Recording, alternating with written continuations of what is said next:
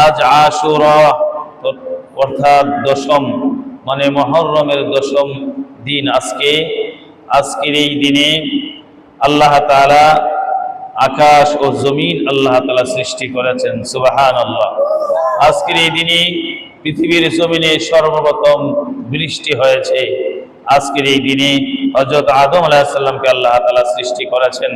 আজকের এই দিনে আল্লাহ তাআলা আদম আলাইহিস সালামকে জান্নাত থেকে দুনিয়ার জমিনে আমার আল্লাহ তাআলা পদার্পণ করেছেন।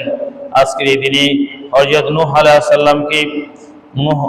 সালামকে আল্লাহ তাআলা মহাপ্লাবন থেকে আল্লাহ তাআলা মুক্তি দিয়েছিলেন। আজকের এই দিনে হযরত সুলাইমান আলাইহিস সালামকে আল্লাহ তাআলা বাদশাহী দিয়েছিলেন। আজকের এই দিনে হযরত আইয়ুব আলাইহিস সালামকে আল্লাহ তাআলা রোগ মুক্তি দান করেছিলেন।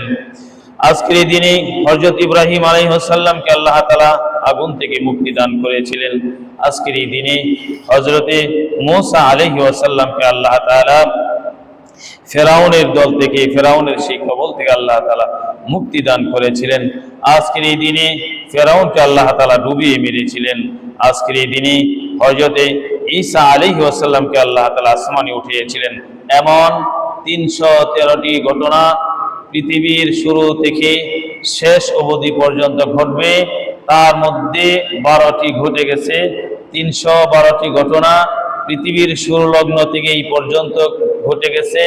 মাত্র একটা ঘটনা বাকি আছে। সুবহানাল্লাহ বলেন। আমি যে কয়টা ঘটনার কথা বললাম এখানে 10, 11টা, 12টা হবে। এমন ঘটনা পৃথিবীর জমিনে 312টা ঘটেছে। কোন দিনে? আজকের এই মুহররমের 10 তারিখ আশুরার দিনে। সুবহানাল্লাহ বলেন। এমন ঘটনা 313টা ঘটবে এই দুনিয়ার জমিনে। তার মধ্যে 312টা ঘটে গেছে ইমাম হুসাইন রাদিয়াল্লাহু আনহুর শাহাদাতের মাধ্যমে। 312টা ঘটনা ইতিপূর্বে ঘটে গেছে। আর মাত্র আছে একটা ঘটনা। কয়টা বলেন? মাত্র একটা ঘটনা ঘটবে, সেটা হলো কিয়ামত। এই আশুরার দিনে আল্লাহ তাআলা কিয়ামত ঘটাবেন। এই আশুরার দিনে পৃথিবী সৃষ্টি হয়েছে। এই আশুরার দিনে আল্লাহ তাআলা পৃথিবী ধ্বংস করবেন। শুধু মানুষ আর জিন ব্যতীত তামাম সৃষ্টিকুল আশুরা আসলে, শুক্রবার আসলে আল্লাহ তাআলার দরবারে কান্নাকাটি করে, না জানি কিয়ামত হয়ে যায়। সুবহানাল্লাহ বলেন। শুধু আপনি আর আমি, আজকে জুমার দিন বলা হয়েছে, জুমার দিন পৃথিবী কিয়ামত হবে। আবার আশুরার দিন পৃথিবী ধ্বংস হবে। আজকে আশুরা, আজকে আবার জুমা। ঠিক কিনা বলেন? আজকের এই দিনে আপনি আমার কতটুকু রোনাজারি করার, কান্নাকাটি করার, কতটুকু ভয় আল্লাহ পাকের আপনি আমার দরকার ছিল অন্তরে ধারণ করা, কতটুকু ধারণ করেছি। অনেক মুসলমান আমরা এমনও আছি, কিছু মুসলমান যে আজকে যে আশুরা এই সম্পর্কে আমরা জ্ঞাতই না, এইটা আমরা জানি না আজকে যে আশুরার দিন। ঠিক কিনা বলেন? পয়গম্বর সাল্লাল্লাহু আলাইহি ওয়াসাল্লাম মদিনায় নবীজি হিজরত করে গেলেন। হুজুর পাক দেখলেন মদিনার ইহুদিরা রোজা রাখি। পয়গম্বর বললেন, রোজা রাখি কেন? সাহাবীরা বললেন, ইয়া রাসূলুল্লাহ, এদেরকে জিজ্ঞাসা করেছি, এরা বলে এদের নবী মুসা আলাইহিস সালামকে আল্লাহ তাআলা ফেরাউনের কবল থেকে মুক্তি দান করেছিল, এই শুকরিয়া আদায় এর জন্য হযরতে মুসা পয়গম্বর রোজা রেখেছেন।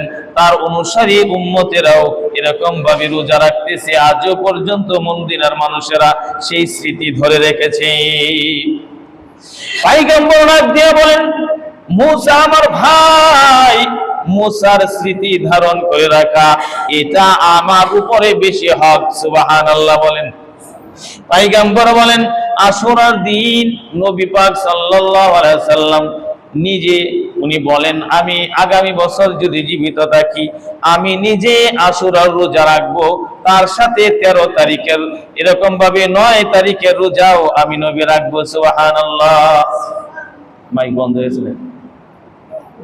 নবীজি কি বললেন? আগামী বছর যদি জীবিত থাকি তাহলে 9 তারিখের রোজা এবং 10 তারিখের রোজা রাখবো।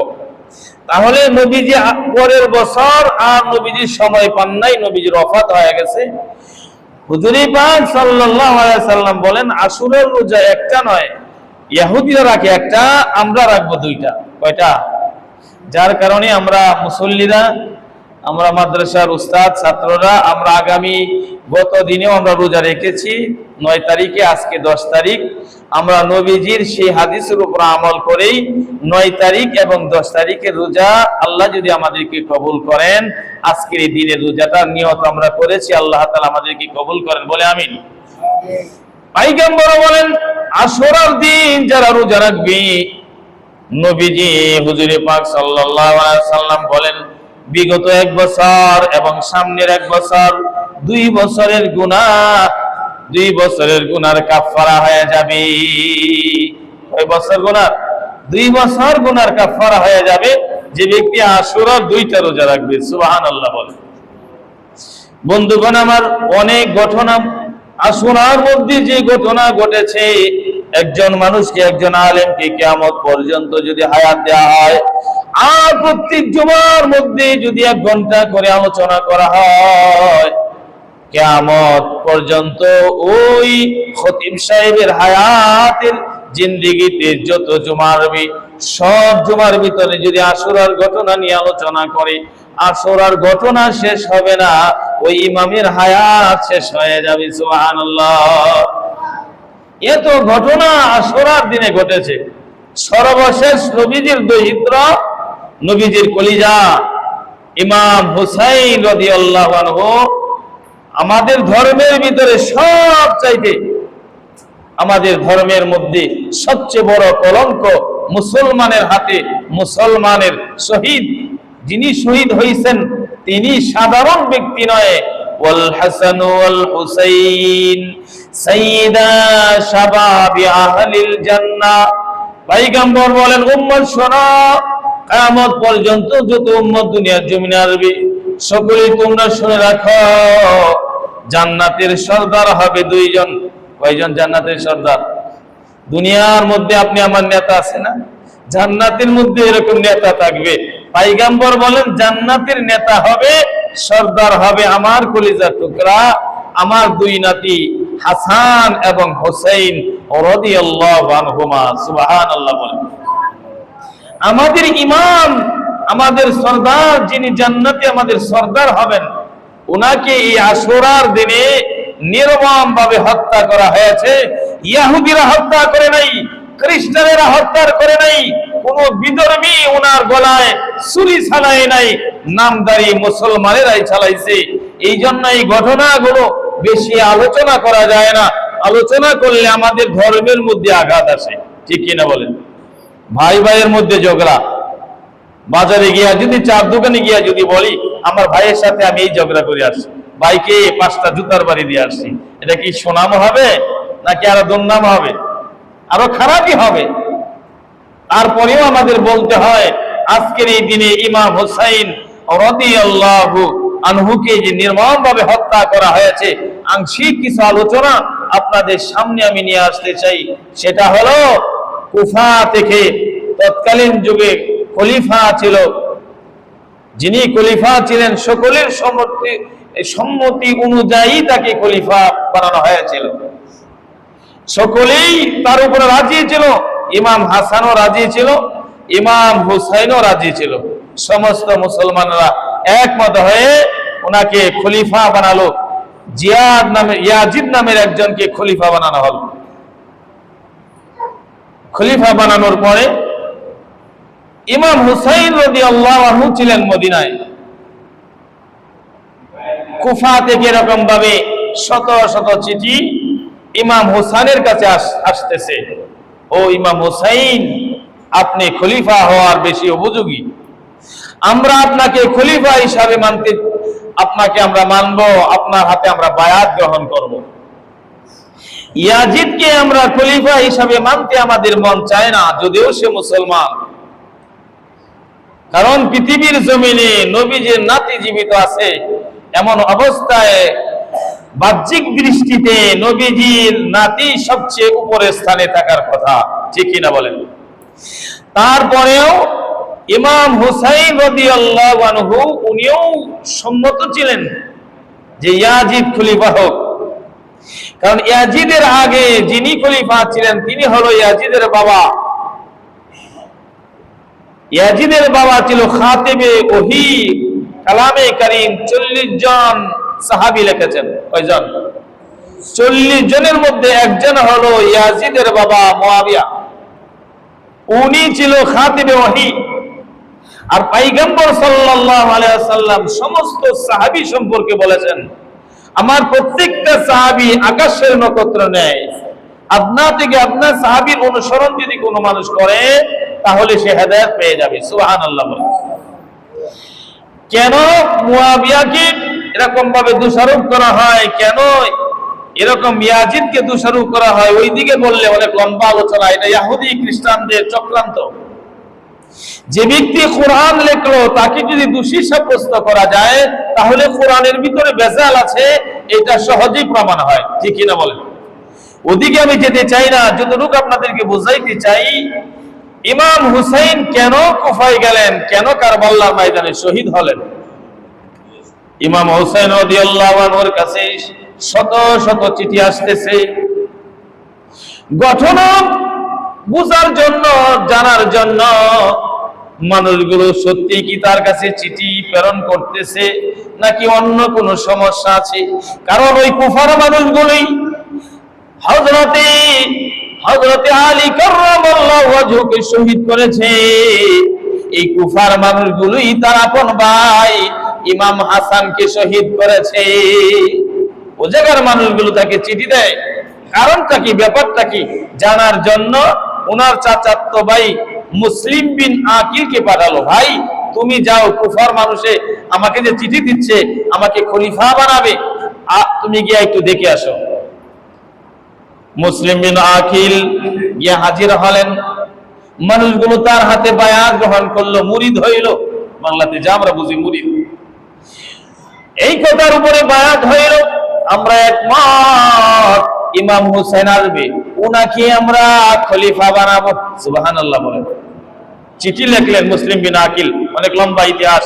চিঠি লিখলেন, ভাই তুমি চলে আসো, এদেশের মানুষ সবাই আমার হাতে বায়াত গ্রহণ করেছে, এই কথার উপরে তুমি আসবে, তোমাকে এরা খলিফা বানাবে। চিঠি দিল। চিঠি দেওয়ার পরে ওইদিকে ইয়াজিদের কানে আওয়াজ চলে গেল, কুফার মধ্যে এই ঘটনা ঘটতেছে। ইয়াজিদ তৎক্ষণাৎ কুফার দায়িত্ব দিল উবাইদুল্লাহ ইবনে জিয়াদকে, দায়িত্ব দিল উবাইদুল্লাহকে দায়িত্ব দিল, যাও এখানে যে এরকম ভাবে এরা দেশদ্রোহী হয়ে গেছে, আমাকে মানতে চায় না, দেশের প্রধানকে মানতে চায় না, এটাকে তুমি নিয়ন্ত্রণে আনো। উবাইদুল্লাহ আসলো, আয়সা দেখে যে একজনের হাতে সবাই বায়াত হয়েছে। দেখবেন, মনে কিছু নিবেন না, একটা কথা বলি, যখন এদেশ আওয়ামী লীগ শাসন করেছে সবাই আওয়ামী লীগ ছিল, এখন বিএনপি আসছে সবাই বিএনপি হয়ে গেছে। দেখতেছি এটা বাস্তব। মানুষগুলো কিন্তু এরকম ভাবে ভারত চলে গেছে না, ভারত থেকে একদল মানুষ কিন্তু আসছে না, আমরাই আওয়ামী লীগ ছিলাম, আমরাই আবার বিএনপি। ঘটনাটা বোঝানোর জন্য আপনাদেরকে বলতেছি, এই কুফার মানুষগুলোর অবস্থাটাই এমন হয়েছে। যখন রাজা থেকে খলিফা থেকে এরকম ভাবে সৈনিক আসলো, তখন কুফার মানুষ সব ভুলে গেছে। ভুলে গিয়ে বলে আমরা সবাই আপনার দলের। সবাই কার দলের? বলে আপনাকে মানি আমরা হুসাইনকে, আমরা ইমাম হুসাইনকে আমরা রাজা বলে মানি না, খলিফা বলে মানি না। ঘটনাটা এত গভীরে চলে গেল, মুসলিম বিন আকিল যার হাতে বায়াত হইল, পীর মানলো, তাকে ধইরা শাহাদাত করলো, নির্মম ভাবে হত্যা করলো। মুসলিম বিন আকিল ইন্তেকালের আগে আবার চিঠি লিখলো, এরই কলিজার ভাই ইমাম হুসাইন, তুমি এই চিঠিটা পাওয়ার সাথে সাথে তুমি যেখানে আছো সেখান থেকে তুমি চলে যাবে। ভাইরে, এই দেশের মানুষগুলো এত নিমুখ হারাম আগে বুঝতাম না। মানুষগুলো আমি আসার পরে তোমার নামের উপরে সবাই বায়াত গ্রহণ করেছে। এখন খলিফা থেকে, রাজা থেকে যখন চাপ আসলো, তখন মানুষগুলো সব আমাকে মারতে চাইতেছে, আমাকে হত্যা করতে চাইতেছে। সবগুলো লোক তাদের মুখে হয়ে গেছে, তোমাকে আসলে তোমাকে হত্যা করবে, নাউজুবিল্লাহ। ইমাম হুসাইন রাদিয়াল্লাহু আনহুর কাছে চিঠি পাঠাবে, এই চিঠিটা গিয়ে পৌঁছবে, কিন্তু এই চিঠি পৌঁছার কোন রাস্তা, এই চিঠিটা পৌঁছানোর কোন রাস্তা খুঁজে পাইল না। একটা দেশের মধ্যে সমস্ত মানুষই নিমুখ হারাম হয়ে যায় না, একটা মহল্লার ভিতরে সমস্ত মানুষই খারাপ হয়ে যায় না, দুই একজন মানুষ ভালো থাকে কমসে কম, ঠিক না বেঠিক বলেন? দুই একজন মানুষ ভালো থাকে। এই কুফার মধ্যে একজন যুবক ছিল, কুফার মধ্যে একজন যুবক ইমাম হুসাইন রাদিয়াল্লাহু আনহুর প্রেমিক ছিল, সুবহানাল্লাহ বলে। উনি ভুলে যায় নাই, পয়গম্বর বলেছেন ওয়াল হাসান ওয়াল হুসাইন সাইয়্যিদা শাবাবি আহলিল জান্নাহ।